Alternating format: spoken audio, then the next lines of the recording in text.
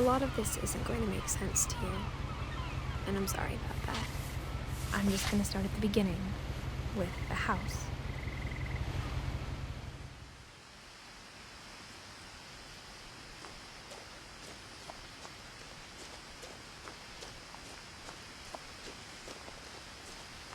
I lived here until I was 11, but I wasn't allowed inside half the rooms.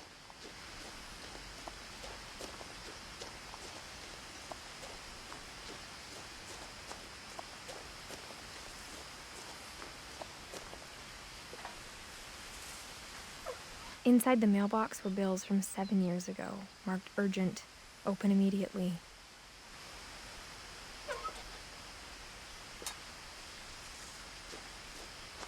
I hadn't been back since my brother Lewis's funeral.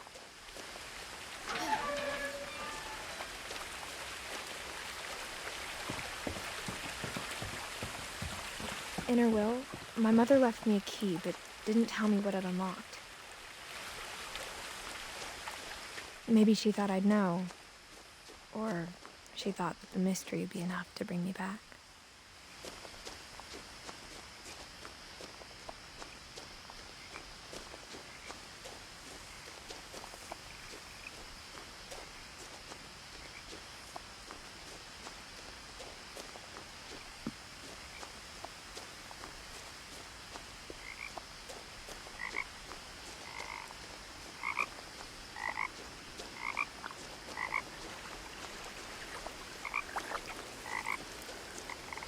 The truth is, even after I inherited the house, I never thought I'd come back to it.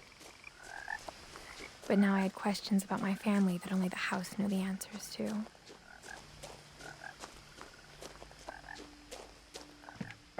The woods around the house have always been uncomfortably silent, as if they're about to say something but never do.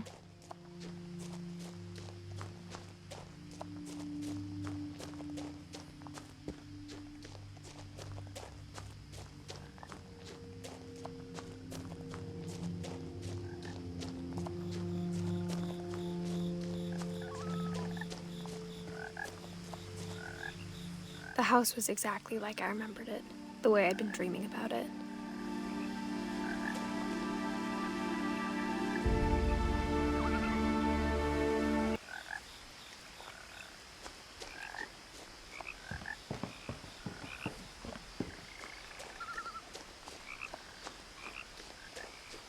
As a child, the house made me uncomfortable in a way I couldn't put into words. Now, as a 17-year-old, I knew exactly what those words were. I was afraid of the house.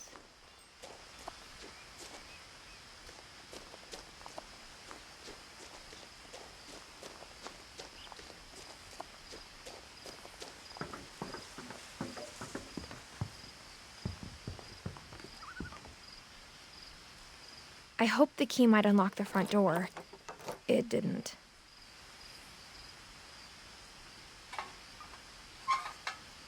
Looking in, I felt like the house itself had been waiting for me.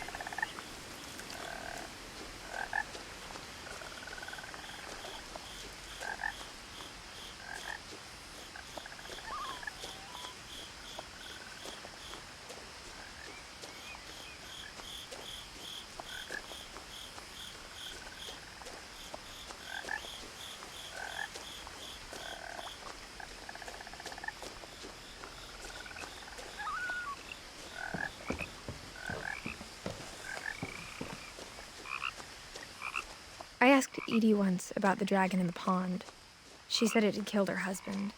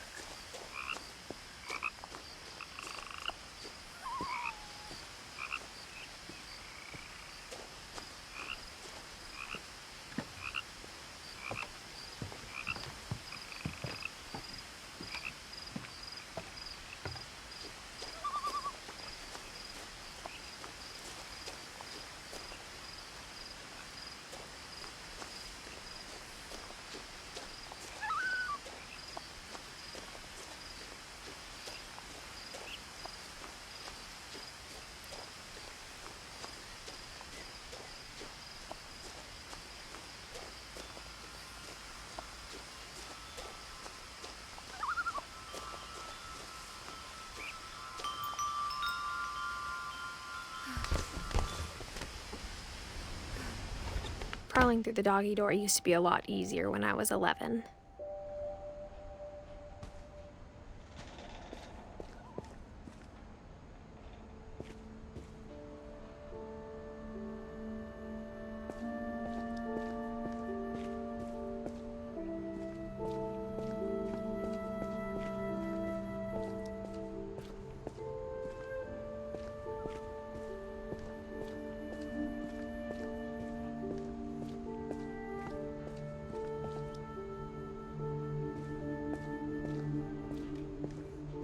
For the first time in years,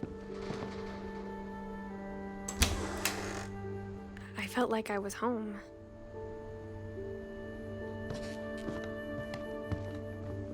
But instead of a family, there were just memories of one.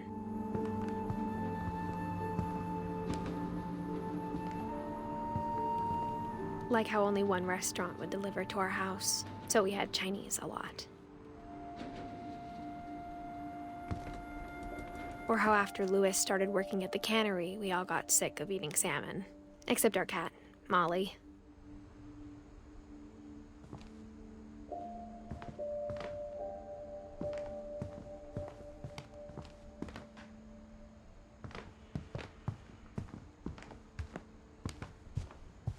The table was still a wreck from the night we left.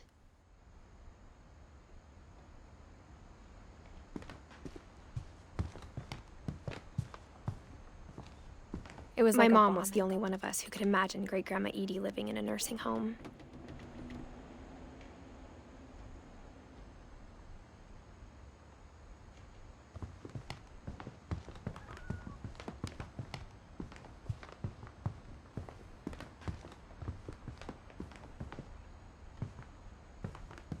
Nothing in the house looked abnormal. There was just too much of it, like a smile with too many teeth. Even the fireplace had a story. Edie told me the bricks came from the original house, after it sank.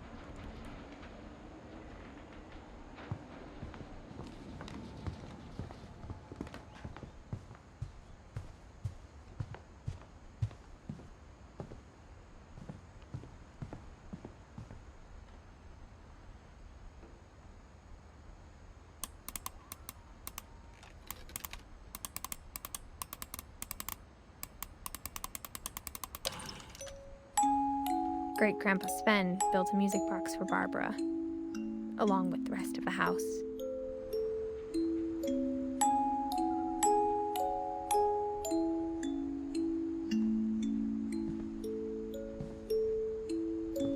Mom always told me to stay out of the basement, so I wasn't too surprised when the key didn't fit.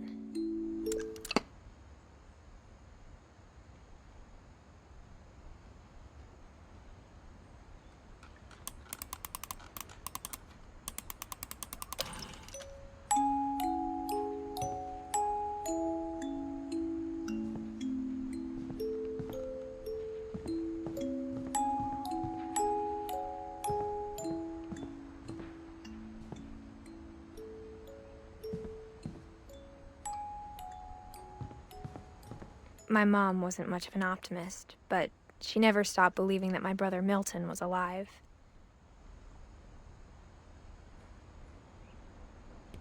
A lot of things got left behind in the whirlwind of that last night.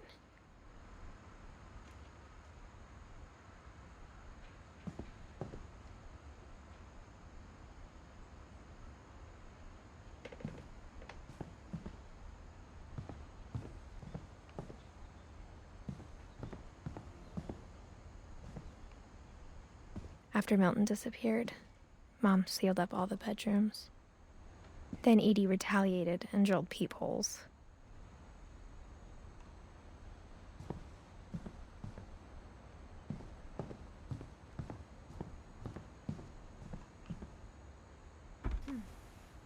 As a kid, I just assumed every house had peepholes and sealed rooms you weren't allowed inside of.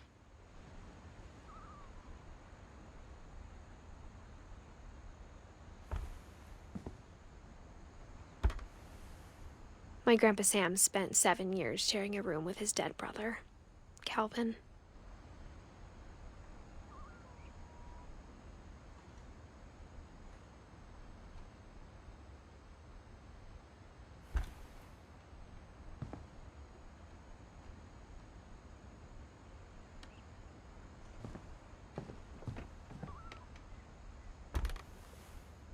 The last time I was in Edith Sr.'s room, I was 10 and she was painting my portrait.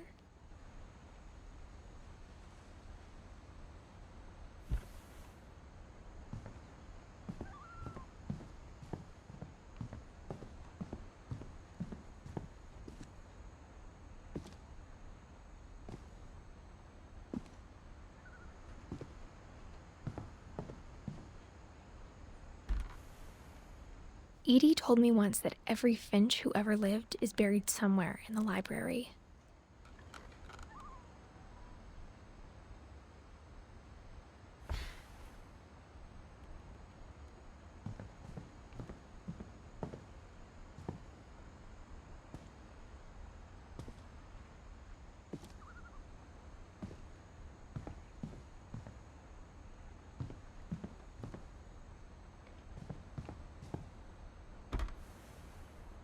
Molly always seemed like a girl I could imagine being friends with, if she hadn't died in 1947.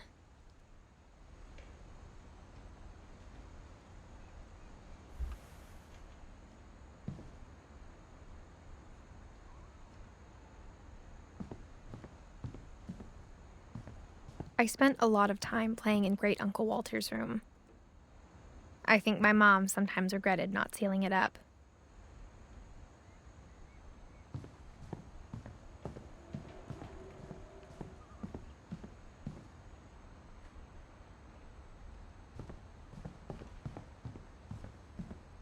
Lewis told me there were secret passages, but I never believed him.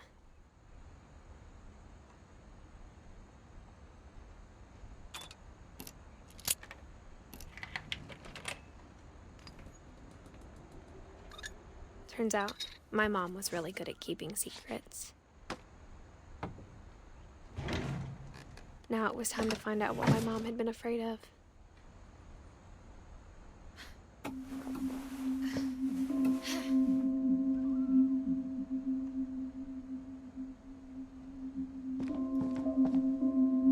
Reading this, maybe it sounds like I had a plan.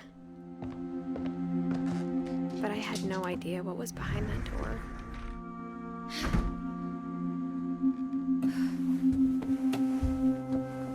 just like I had no idea where all this was gonna lead.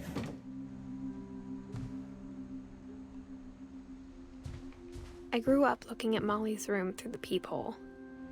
Being inside for the first time, I felt like I'd stepped behind a painting.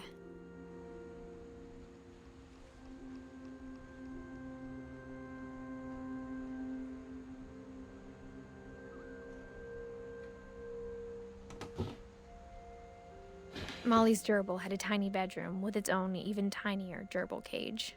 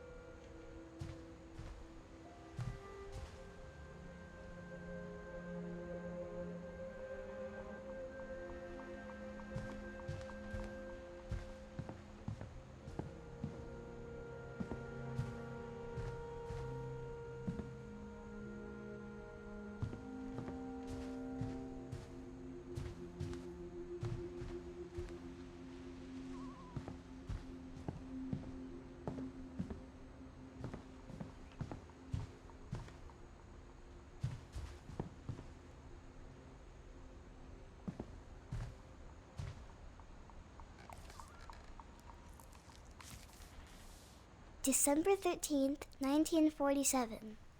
Dear Diary, I'll be gone soon, but I wanted to tell somebody about what's gonna happen. It started when Mom sent me to bed without dinner.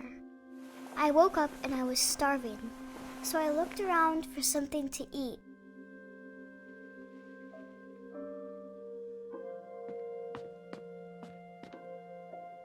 The gerbil food was dry, but I didn't mind it.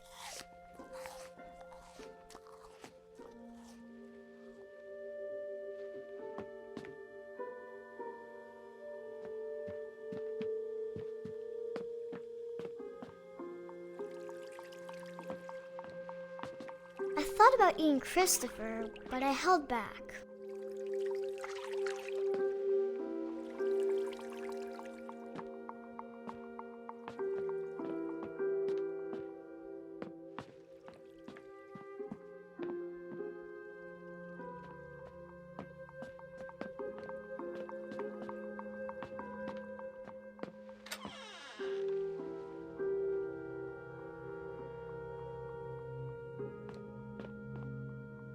I kept eating and eating.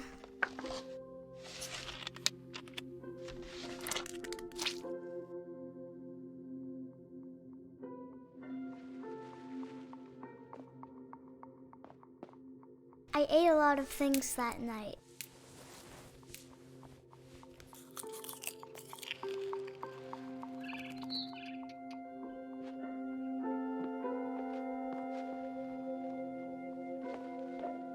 Then I heard chirping outside my window.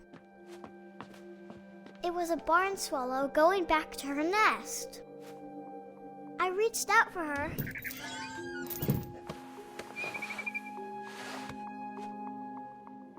And suddenly,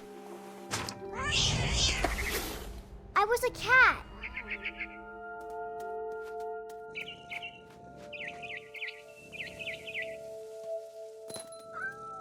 I tried to be quiet, but the bird was really scared.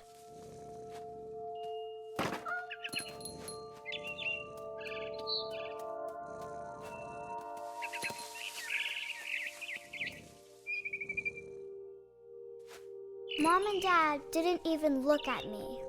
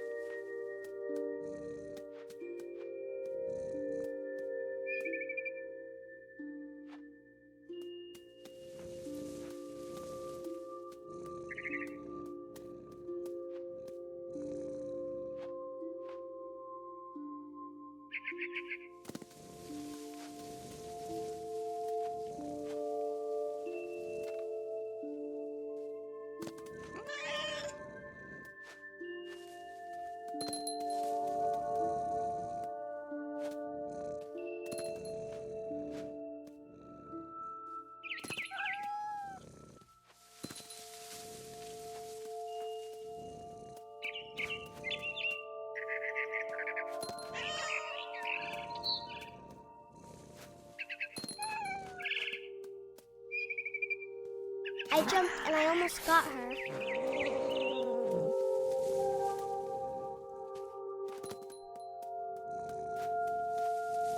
I could tell she was getting really tired.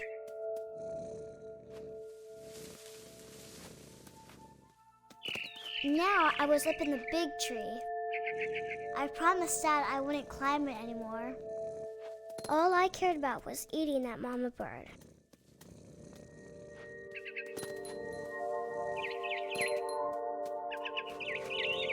I gobbled her up. And suddenly, I was an owl. First, all I heard was the wind. Then I heard little teeth nibbling in the grass.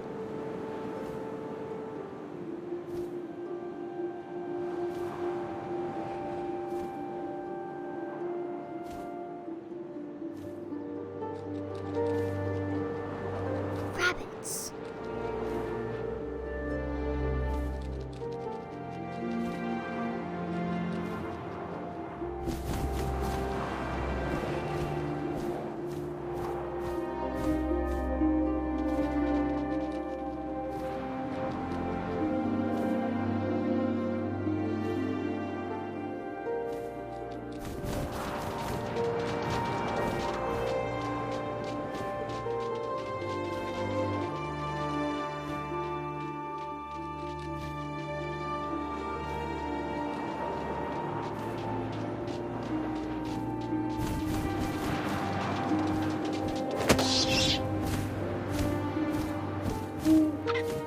Imagined his face looking up and seeing mine through my talons.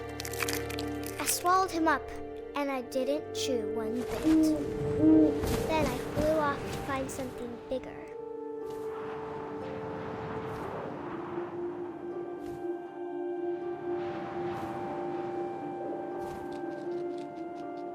A mama rabbit.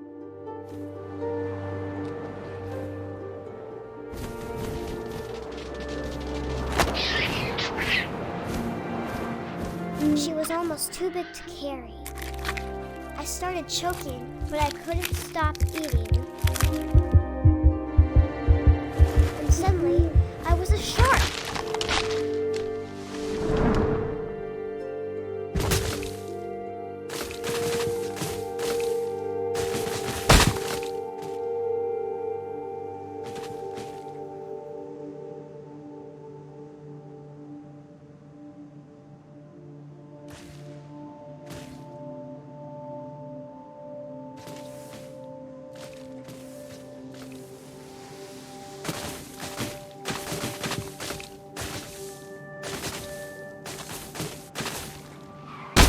I rolled off a cliff and into the ocean. Now, I was hungrier than ever.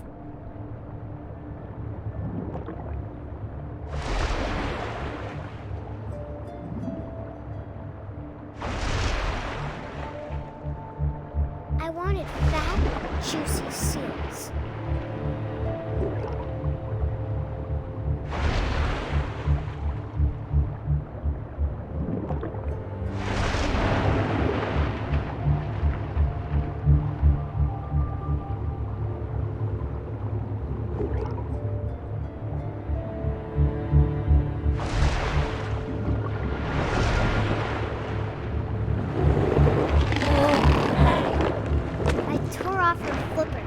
Tasted really good.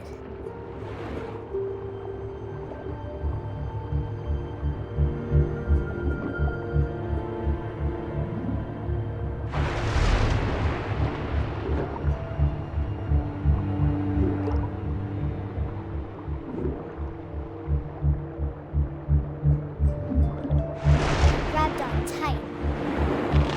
When I was so hungry, I jumped out of the water. When I opened my eyes, everything had changed.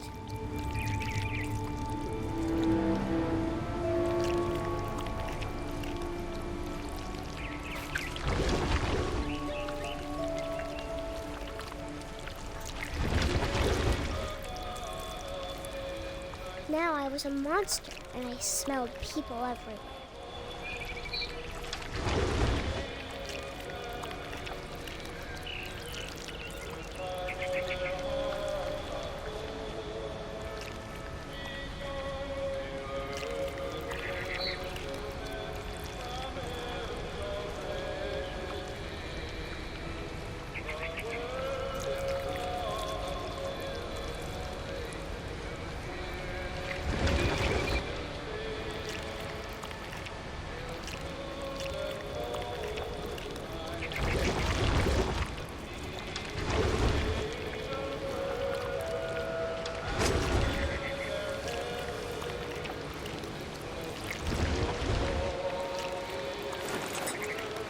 was big, but I moved real quiet.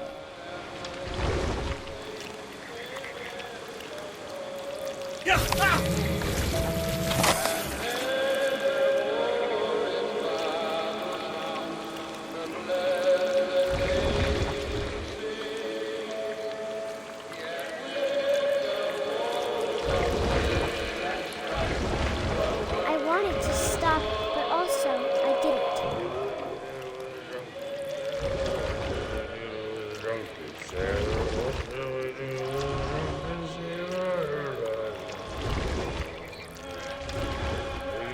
Belly with a rusty razor, his belly with a rusty razor, his belly with a rusty razor. What shall we do with a drunken sailor? What shall we do with a drunken sailor? What shall we do with a drunken sailor? Put him in bed with the captain's daughter, put him in bed with the captain's daughter, put him in bed with the captain's daughter. What shall we do with a drunken sailor? What shall we do with a drunken sailor? What shall we do with a drunken sailor? Chuck him in the longboat till he's sober, chuck him in the longboat till he's sober, chuck him in the longboat till he's sober. What shall we do with a drunken sailor? What shall we do with a drunken sailor? What shall we do with a drunken sailor? Put him in the scuppers with a hose pipe, bottom. Put him in the scuppers with a hose pipe, bottom. Put him in the scuppers with a hose pipe, bottom. What shall we do?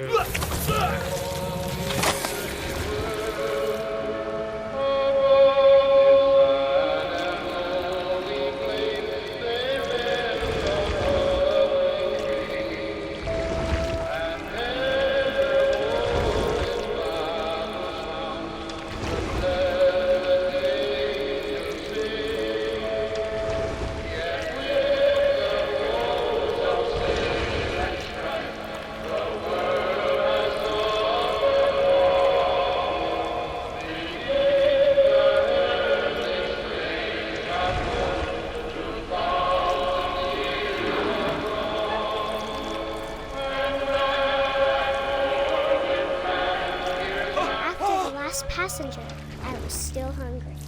And to cross the water, I smelled something new. Something I had to have, so I swam towards it.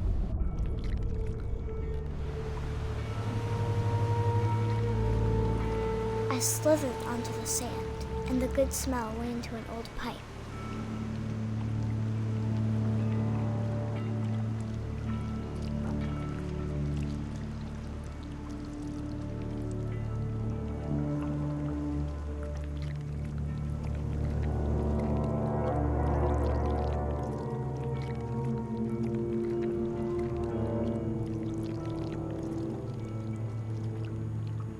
I got closer and closer.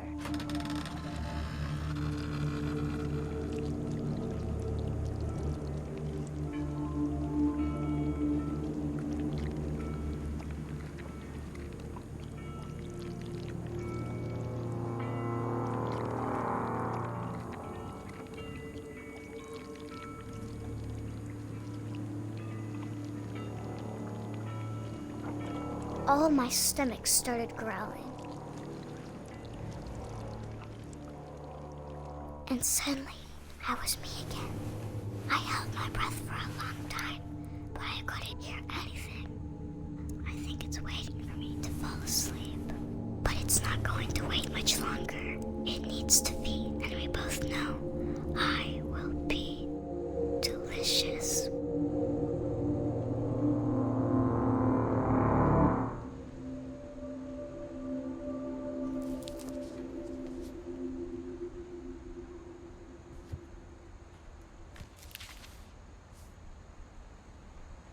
I'm not sure if I believed all of that, but I'm sure Edie would have.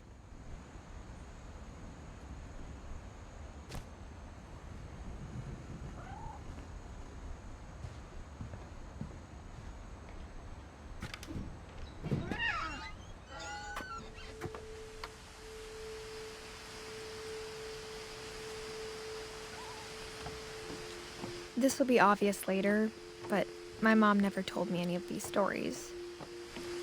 Edie would have, but Mom didn't like bringing up the past. Though, when we adopted a stray kitten, she was the one who named it Molly.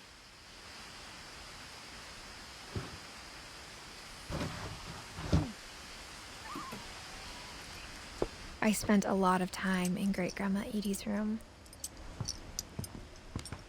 We got along, and it was a good place to hide from my mom. Her room was like a museum.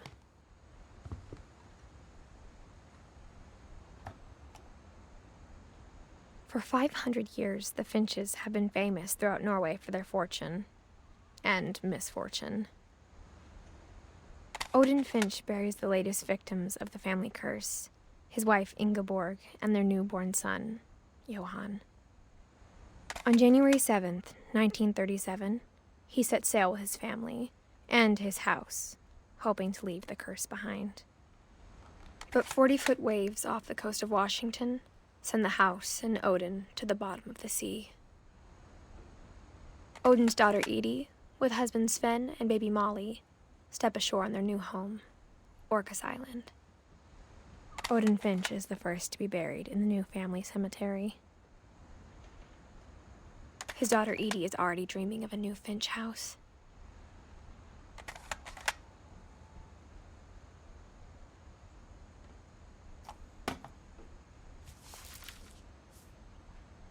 Whatever's wrong with this family, it goes back a long ways.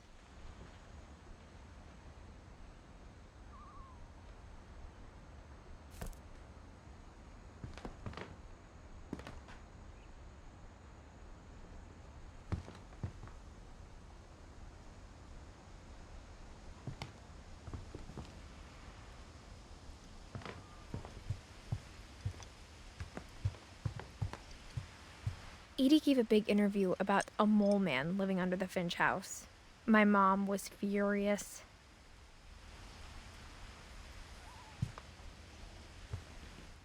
I hadn't thought of myself as Edith Jr. for a long, long time.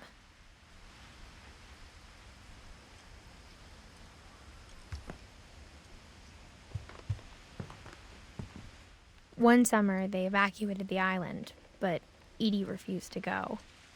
For a few weeks, she was a celebrity.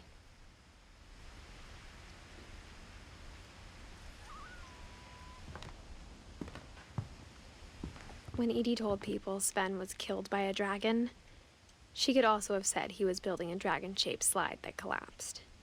She could have, but she didn't.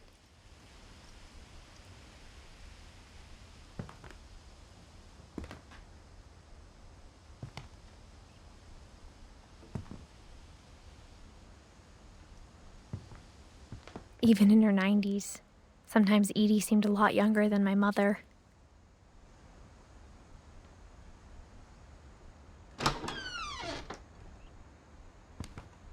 The only trace Grandpa Sam's first wife, Kay, left on the house was the pink bathroom. It was a pretty big trace.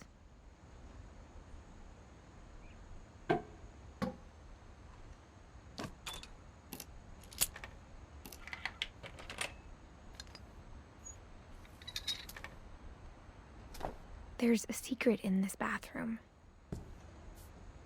It's in the last place you would look. It isn't in the cupboard. It's hidden in this book.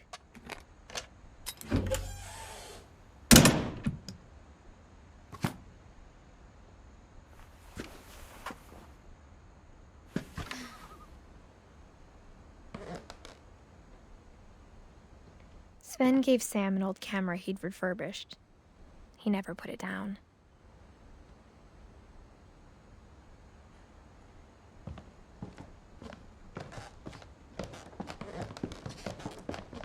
From the paintings on the wall, it was clear my brother Milton had been here before me.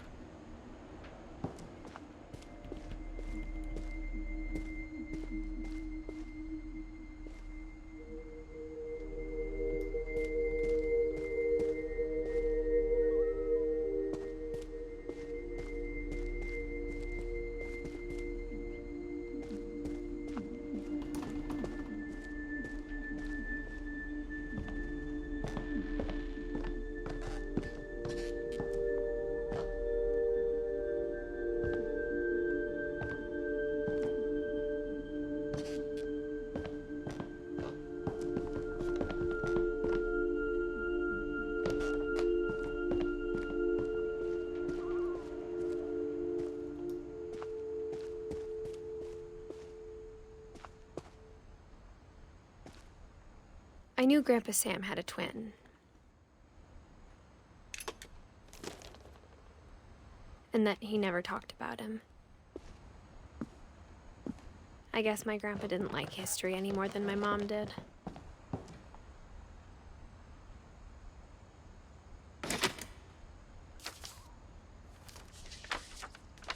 How I Want to Remember My Brother by Sam Finch. The thing I remember is that when he made up his mind, that was it.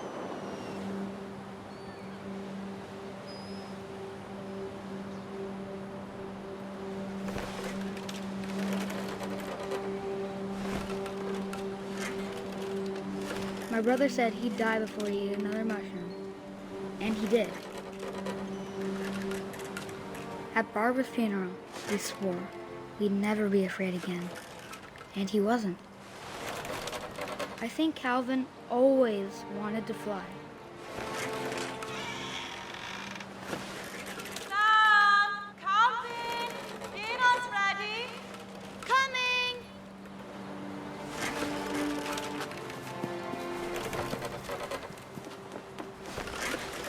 But that day, he finally made up his mind to do it.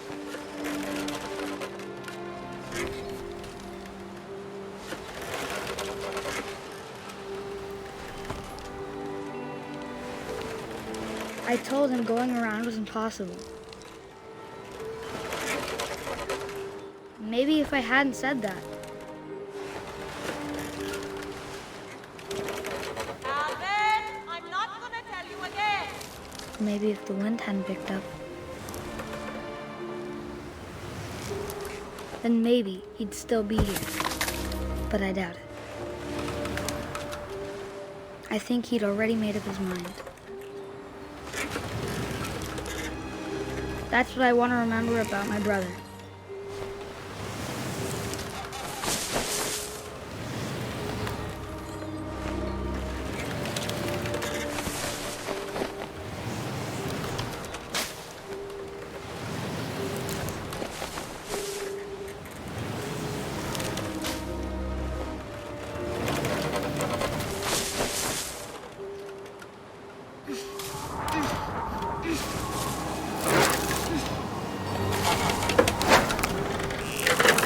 The day he made up his mind to fly. And he did.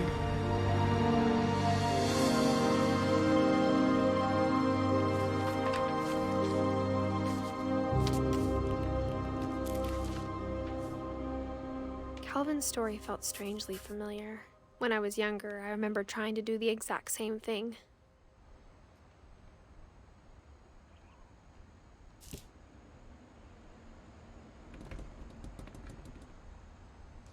After the funeral, Edie roped off Calvin's half of the room.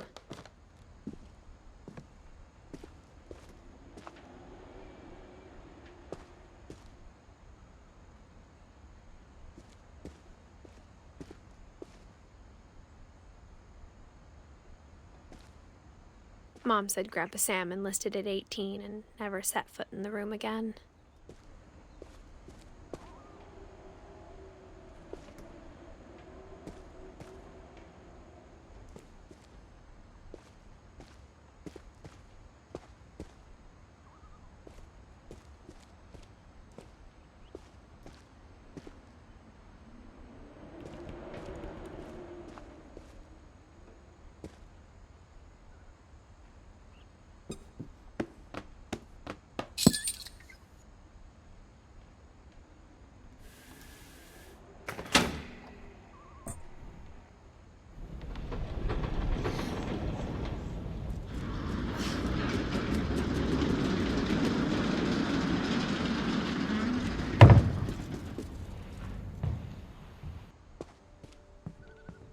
The passages were a pretty tight fit. They'd obviously been built for smaller hands and bellies.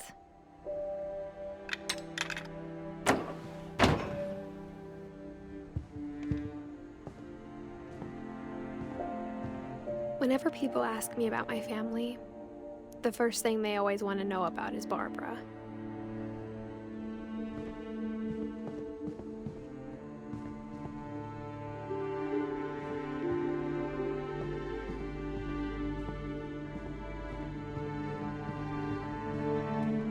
Mom must have locked the third floor stairs on the night we left.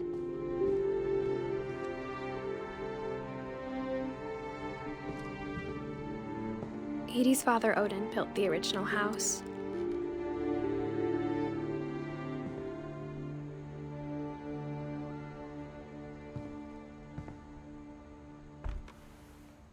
Barbara was a child star for 2 years, until America grew out of it.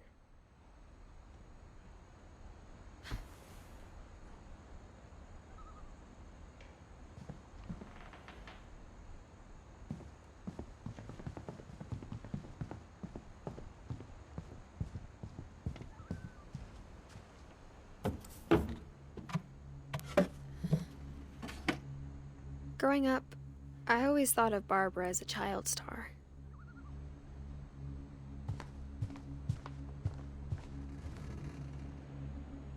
I never thought about how hard it must have been for her afterwards.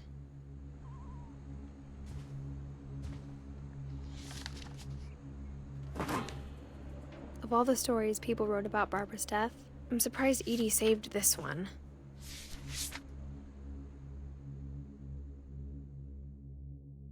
Old Jack here with another ghastly tale inspired by America's most unfortunate family. I'm calling it The Surprise Ending of Barbara Finch. As a child star, Barbara was famous for her scream. Now at 16, she was all washed up. A has-been. But in a lucky break, she'd been asked to perform her signature scream at a local convention for monster movie fans. It was just the boost her career needed. Unfortunately, her scream hadn't aged well. Getting better. I think you just need the right motivation. Her biggest fan and current boyfriend, Rick, was about to demonstrate when... Now that was a great scream. It was Barbara's father, Sven. He'd slipped into a table saw and had to be rushed to the emergency room. So Barbara got stuck babysitting her youngest brother, Walter. Her convention comeback was cancelled. Okay, I'm hearing frustration, but I'm not hearing terror. What if I tried... A gang of hoodlums in Halloween masks have been terrorizing Orcas Island tonight. Police are urging residents to... That came from the basement. You're right! Also, I loved your delivery on that. Why is your basement door locked? Because my dad likes making puzzles and secret passages. There's a key hidden in the music box. The secret is to keep winding and winding until finally the key pops out. Thanks, babe. I'll be back in a sec. 20 minutes later, Rick hadn't returned. So Barbara went to look for him, right on cue. She reached for the music box.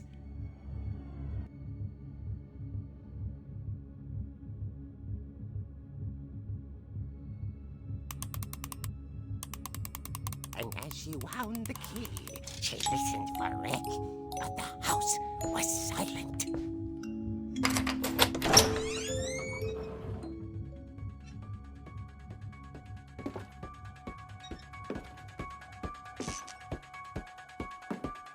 She found Rick's crutch and imagined the worst.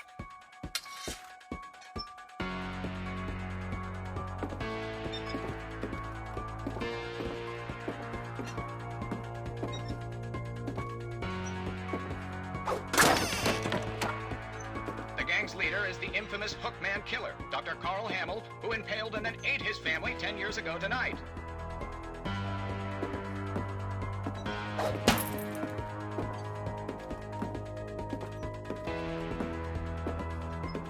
The old fridge rattled and grew still.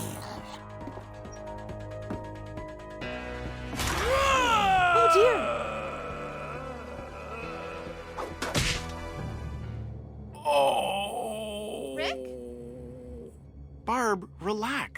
was just trying to scare you to help you find your scream. Well, I'm not scared, Rick. I'm furious. Then act furious. All I'm getting from you now is that you're hurt and confused and you're... She threw him out, but she kept a little something to remember him by. Barb, have you seen my other crutch?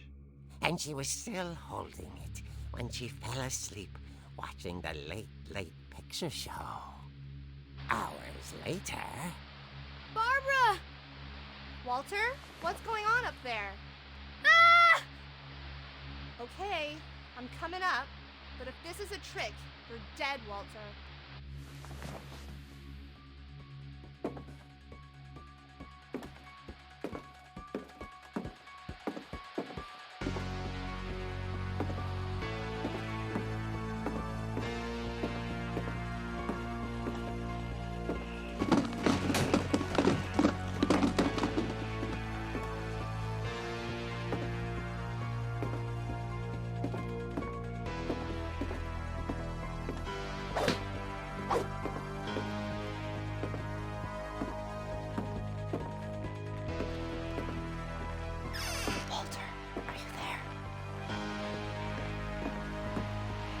Walter had vanished, but his bedside radio was still on. Orcas Island police describe the man as 6 feet tall, with a steel hook for a hand. Residents are urged to lock all doors and windows and notify the police of any suspicious activity. Barbara turned, saw the hook man, and was speechless. He was quite smashing. And he knew he was. He couldn't get enough of Barbara. Okay, Barbara, there's gotta be another way out of here.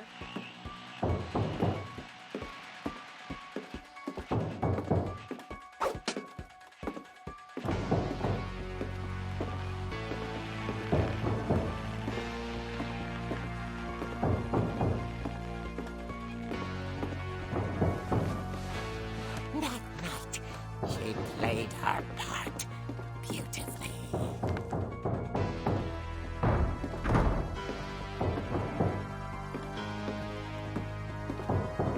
She thought about abandoning Walter, but just couldn't do it.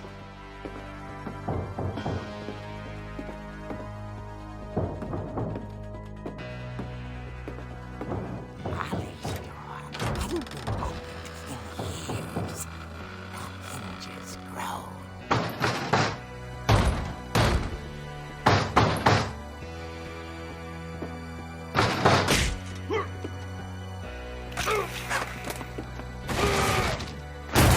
He wasn't moving, but she sensed the story might not be over yet.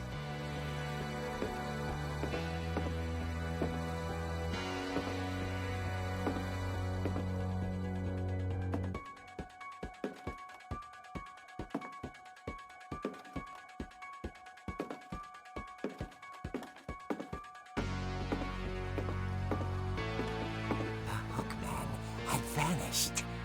She listened for his breathing, but all she heard was...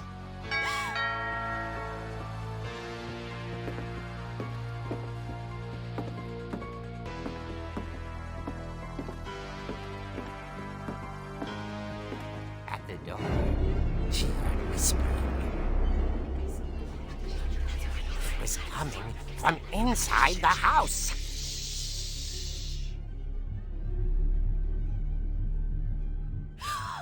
Oh dear. The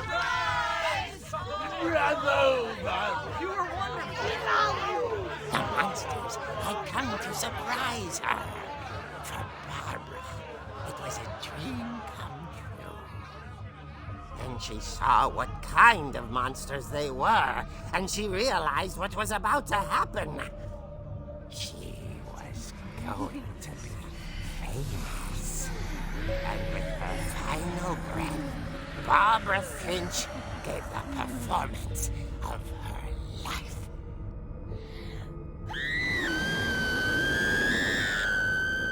I wasn't there myself, but I hear Barbara was magnificent. Poor girl. She had a taste for stardom. But unfortunately, so did her fans. Of course, the police blamed it all on poor Rick, who disappeared the same night. And little Walter? Hiding under his bed the whole time. He took it all pretty hard, but that's another story. As for Barbara, tucked inside the music box was all they ever found of her. Her ear. Now that's what I call a real eerie tale.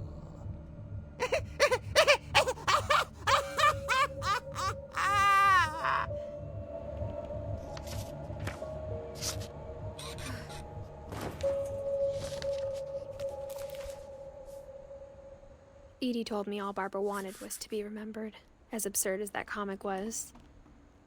Maybe what Edie saw was a happy ending.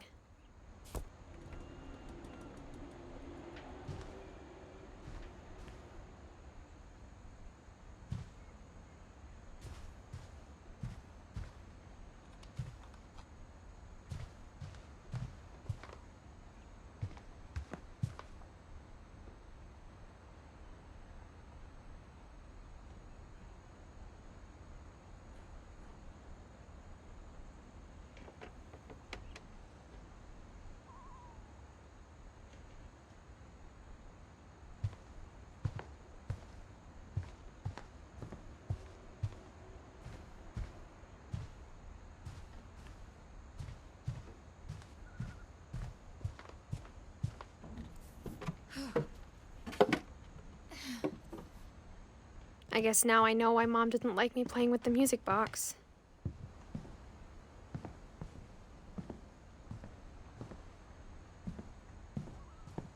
It's funny. All those times I played with the music box and never found the basement key.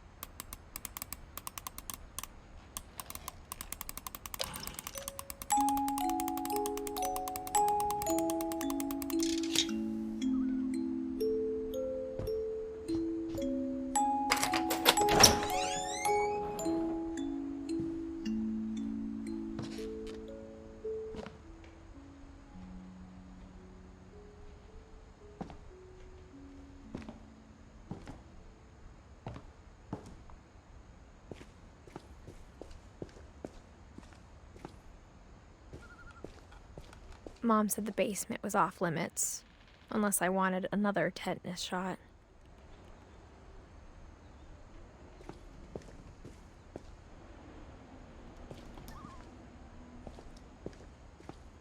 I saw Edie sneak down to the basement once, carrying packages.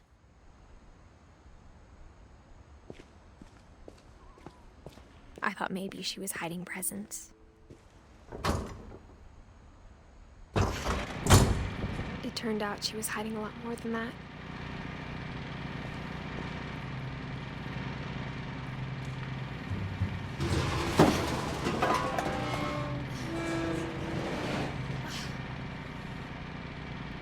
I remember asking Mom once about where Walter had gone.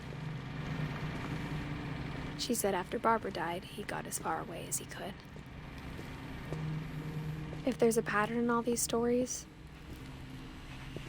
I think it's that none of us has gotten very far.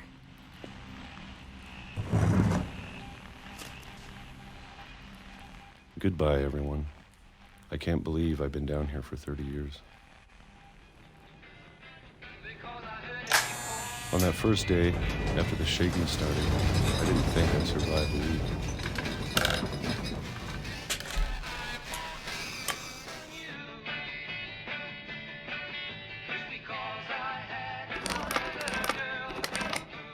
after a few days, I settled into a routine.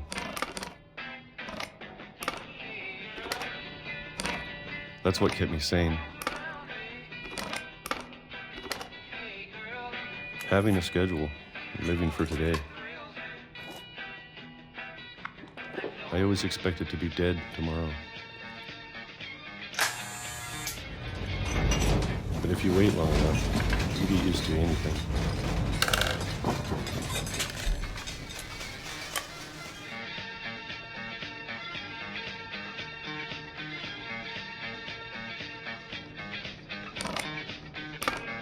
Even a monster on the other side of the door starts to feel normal.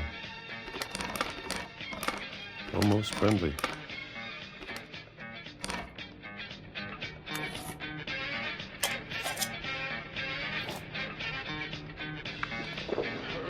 And then one day, everything just stopped. Whatever that thing was, it was gone.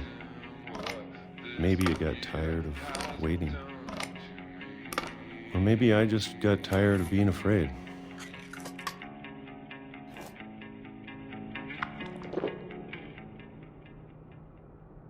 It's been a week now, the longest in 30 years. I'm done waiting. I have to leave while I still can.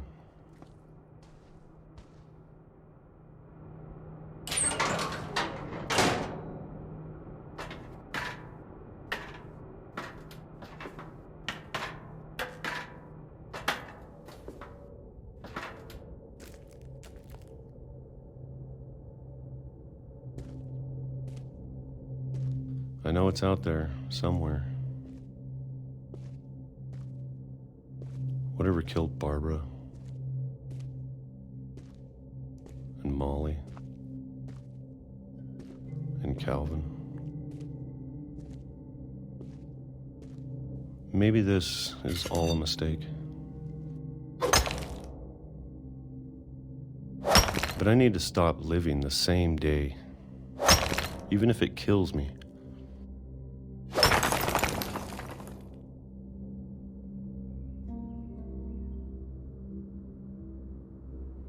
Whatever's out there, I want you to know I'm ready for it.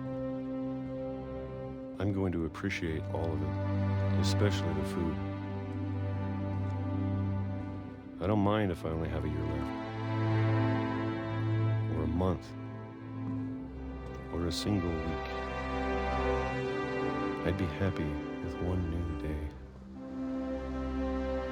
I can already imagine the sun on my face.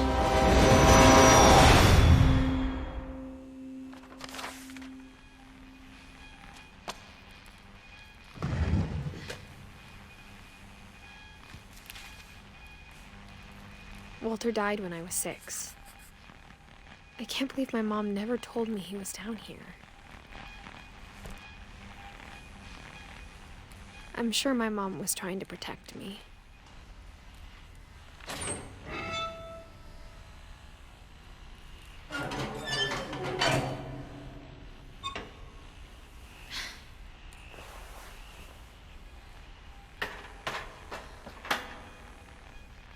Maybe she was afraid I'd end up like Walter. But if she never told me about an uncle under the house, I can only imagine what else she was hiding. I don't want to make the same mistakes she made, trying to bury something that's still alive.